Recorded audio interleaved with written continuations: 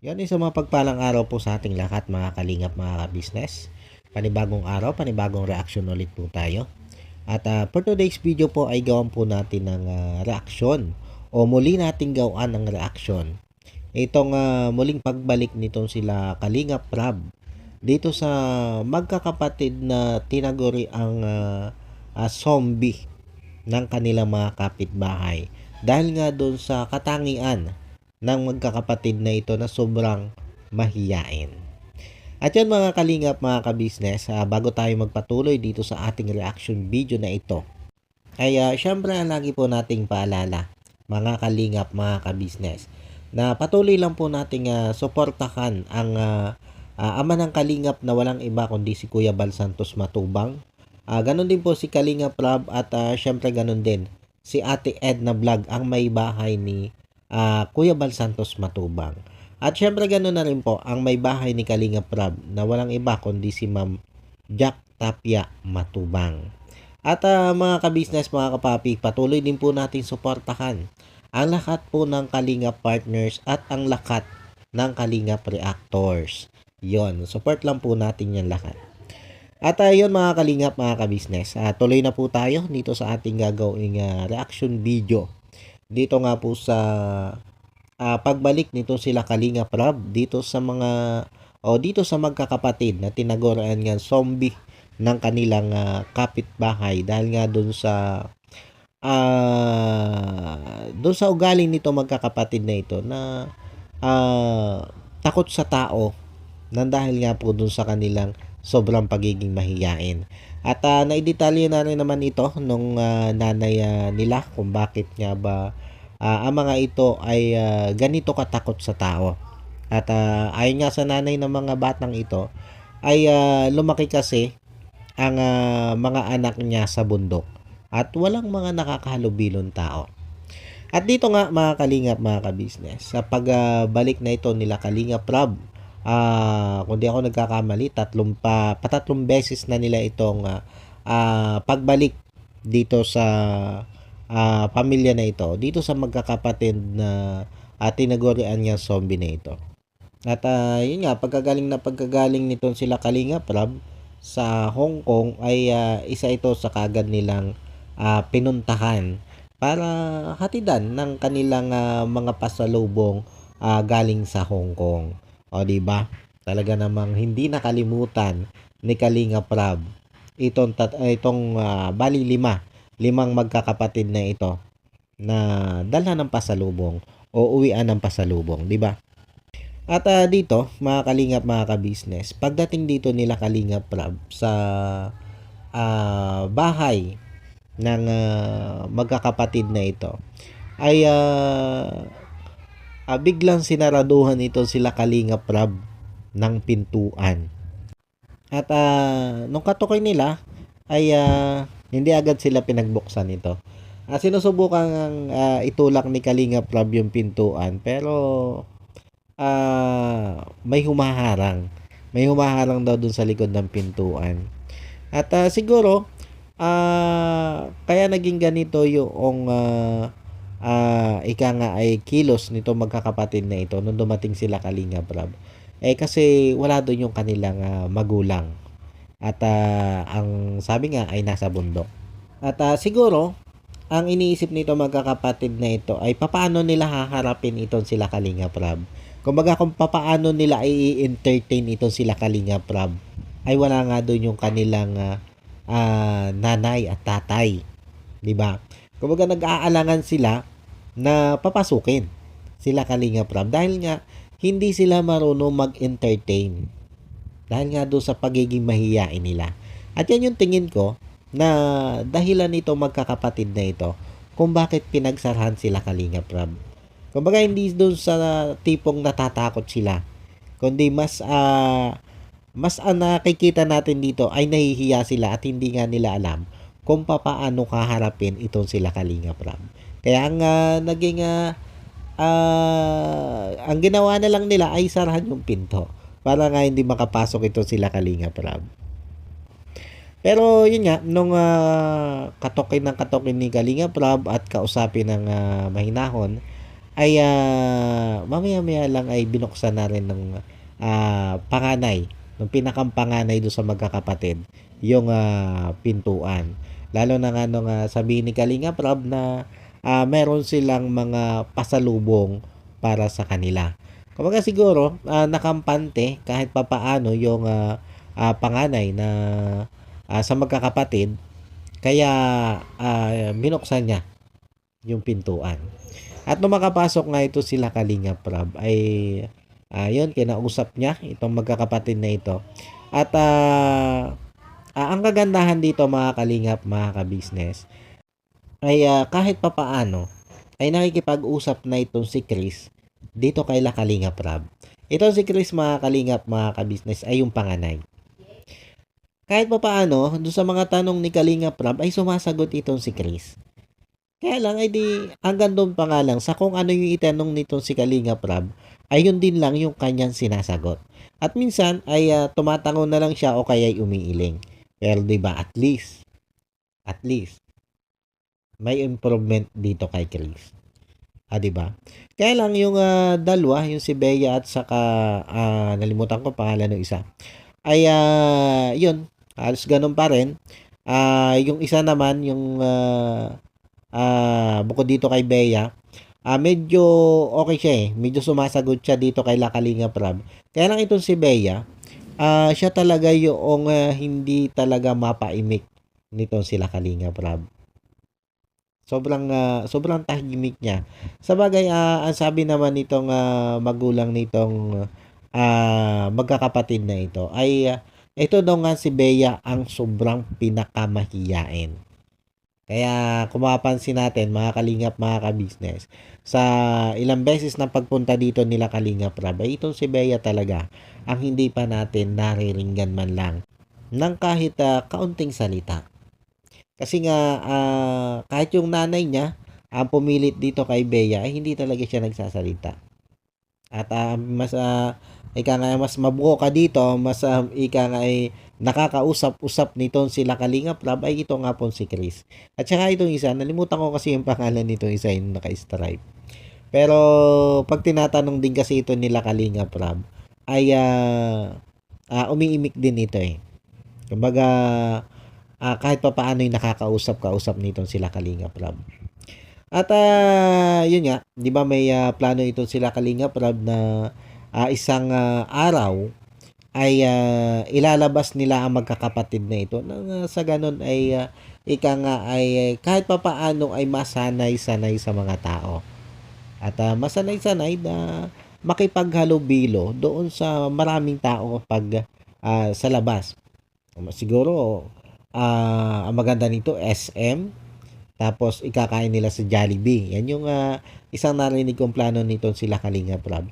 At batay naman dito sa nag-repair dito sa magkakapatid na ito ay nung kausapin nila itong magkakapatid na ito kung sasama ba kay La Kalingap Rab ay sabi daw naman nitong lalo nito si Chris ay sasama daw sila basta't kasama itong asawa nitong si tatay. Yan naman daw yung sabi ni Chris. Kumbaga, nakikita natin dito ng pag-asa, mga Kalingap, mga ka-business, na may isa katuparan nila Kalingap Rab, yung maigala man lang itong magkakapatid na ito. Kasi kung wala itong kasama, parang medyo mahirap-hirap itong pasamahin, di ba? Kasi dito pa nga lang sa pagkausap dito kay La Kalingap Rab, masyado nang nahihirapan itong sila Kalingap Rab. Pero pasasambaga, ika nga ay tiyagain lang ng tiyagain ito sila Kalingap Rab ang pagpunta dito at pagkausap sa magkakapatid na yan. Pasasambagat makukuha din nila ang loob niyan. At magiging kakwentuhan na rin nila yan na mas maayos. Kaya lang sa ngayon ay talagang ika nga nakikita natin medyo mahaba-haba pa ang bubunuin dito ni na Kalingap Rab para makuha ang loob ng magkakapatid na ito. Lalo na ngayon si Bea. Itong si Chris kasi medyo ika nga ay nagiging palagay na ang loob dito kay La Kalingap Rab eh. At ang isang nakikita ko nga dito, mga Kalingap, mga ka-business, Siguro mas magandang, mas limitan pa nitong sila Kalinga Prab ang pagpunta sa magkakapatid na ito. Para na sa gayon ay mas madalas silang makita, mas madalas silang makakwentuhan kahit hindi nga mga nag-iimikan, ay mas mapapadali yung pagkuha nila sa loob ng magkakapatid na ito. Di ba mga kalingap, mga ka-business? Kasi gano'n naman yan eh. Para tanggalin mo yung hiya na nararamdaman yan sa'yo ay mas yung pagkausap. Yan yung pinakang mabisang paraan para maalis mo yung hiya niyan kahit sa inyo man lang. 'Di ba? Panimula sa inyong grupo nyo man lang tanggalin ang hiya na magkakapatid na ito. Once na yan ay kinakausap na sila ng maayos, pwede na nilang biru-biruin yan at para mas maging palagay ang loob na makipag-usap sa iba. Kaya nga sabi ko dun sa isang reaction video ko, ay isa itong napakalaking challenge para dito kay La Kalinga Prab. Ang mabago ang ugali nito mga batang ito o nitong magkakapatid na ito. Pero hindi sama ng ugali yung babaguhin sa magkakapatid na ito kasi nakikita naman natin na mababait itong mga magkakapatid na ito eh. Kumbaga ang tinutukoy kong ugali na kailangan baguhin nila Kalinga Prab dito sa magkakapatid na ito ay yun yung ugali nila nga pagiging mahiyain. Kumbaga ay dapat ay talagang ma-develop nitong sila Kalinga Prab ang attitude nitong magkakapatid na ito na yung maalis yung pagiging mahiyain nila. Kumbaga ay ma-build up nitong sila Kalinga Prab yung self-confidence ng magkakapatid na ito. Nang sa ganun ay matuto na nilang kausapin yung mga taong gustong kumausap sa kanila. Kahit nga sabing ito'y bago pa lang nilang nakakakilala. 'Di ba? Kasi ang hirap mga kalingap, mga ka-business. Ang hirap ng ganitong kalagayan sa magkakapatid na ito. Kumbaga, kung hahayaan lang nila Kalinga Prab na ganito yung ugali nito magkakapatid na ito, ay ito din, sila ding magkakapatid ang mahihirapan. Kasi paano nga sila makikipamuhay sa komunidad kung ganito sila? Kung hindi sila makausap ng ibang tao. 'Di ba mga kalingap, mga ka-business? At mahihirapan sila mamuhay. Habang sila'y tumatanda, pag kinalakahan nila yan o kinatandaan na nila yung ganiyang ugali, sila din yung mahihirapan sa bandang huli dyan. Kasi hindi sila makikipagkapwa-tao. Kasi nga nahihiya sila. Kumbaga, lalaki sila ng walang kapwa-tao. At sila lang yung nagkakakwentuhan. Sila lang ang nagkakausap. Ay paano kung dumating sa time na ilayo ng 10 layo at dumating doon sa time na mawala na yung kanilang mga magulang? Sila na lang magkakapatid. Paano ngayon sila mamumuhay ng normal? Kung itong kanilang mga ugaling ganito ay hindi mababago. 'Di ba mga kalingap, mga ka-business? Na sa ngayon pa nga lang hindi na natin masasabing normal ang kanilang pamumuhay. Kasi hindi normal yan, mga kalingap, mga ka-business. Hindi normal ang ganyang buhay. Na yung mundo mo ay umiikot lang doon sa loob ng pamilya mo. Kumbaga, hindi mo ma-explore ang iyong sarili. 'Di ba? Hindi mo madala yung iyong sarili sa labas ng inyong pamilya. Kasi nga, pag ang kausap mo na ay wala sa pamilya mo o hindi member ng pamilya mo, ay nahihiya ka na. Hindi ka na makaimik.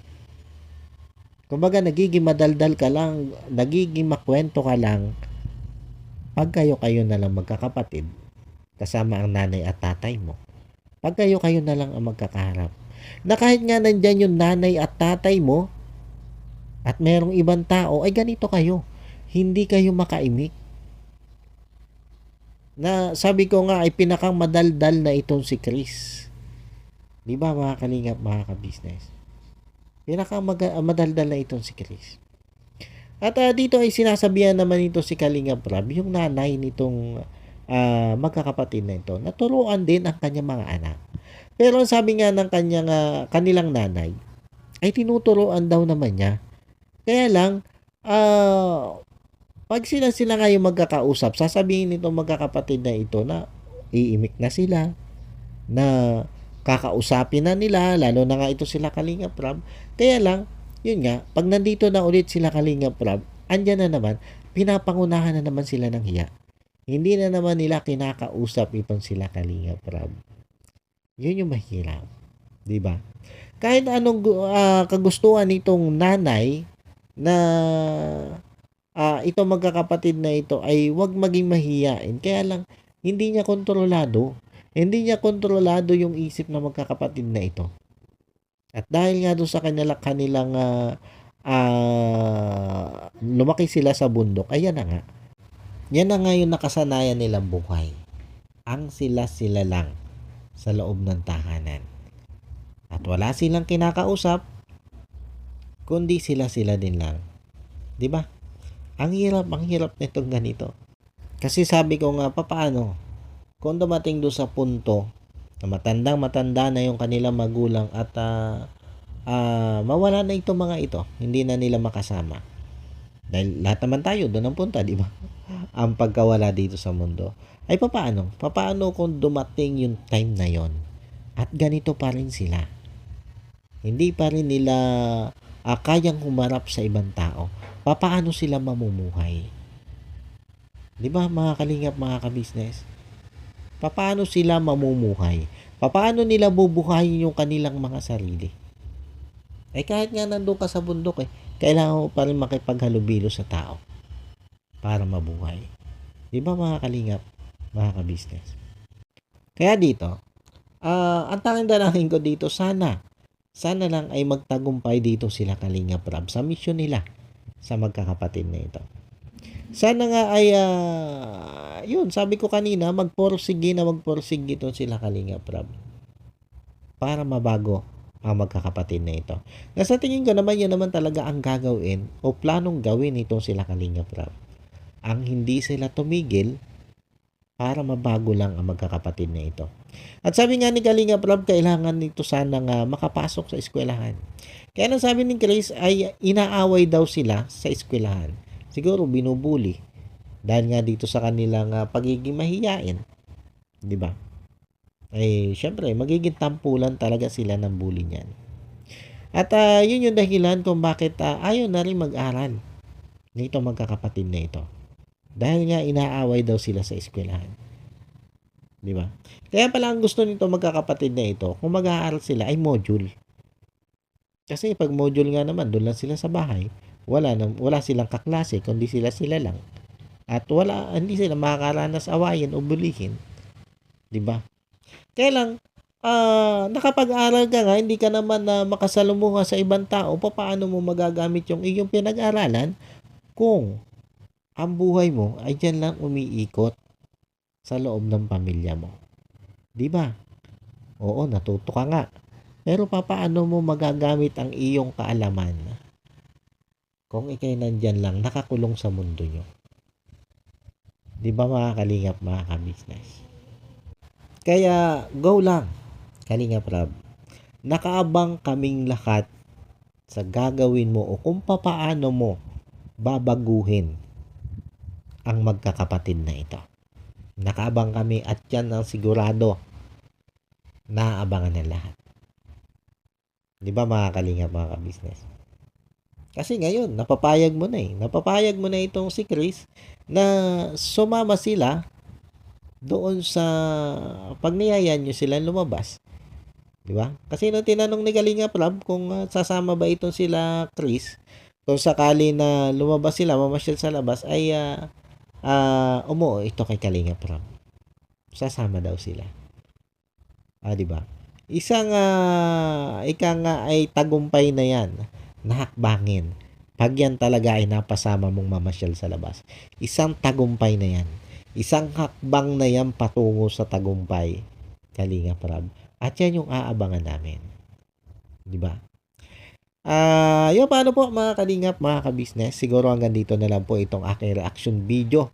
Patungkol nga po dito sa magkakapatid na tinaguri ang zombie ng kanilang mga kapitbahay. At syempre, aabangan natin yan. O, abangan po natin lahat yan. Kung paano ma-develop ni Kalingap Rab ang self-confidence ng magkakapatid na ito. Paano po? At yung bago po tayo tuluyang magtapos ay syempre ang lagi po natin paalala mga kalingap, mga kabisnes, na lagi lang po nating patuloy na suportahan ng ama ng kalingap na walang iba nga po kundi si Kuya Bal Santos Matubang. At syempre ganun din po ito si Kalingap Rab. At ganun din po si Ate Edna Vlog, ang may bahay ni Kuya Bal Santos Matubang. At syempre ganun na rin po ang may bahay nito si Kalingap Rab na si Ma'am Jack Tapia Matubang. At suportahan din po natin mga kalingap, mga kabisnes, ang lahat po ng kalingap partners at lahat ng kalingap reactors. At isama na rin po natin na mga kalingap, mga kabisnes, patuloy nating susuportahan ang mga kabisnes official, Papa Dins TV at kabisnes family. Yon, maraming salamat po ulit at God bless po sa ating lahat. I love you all. Bye-bye.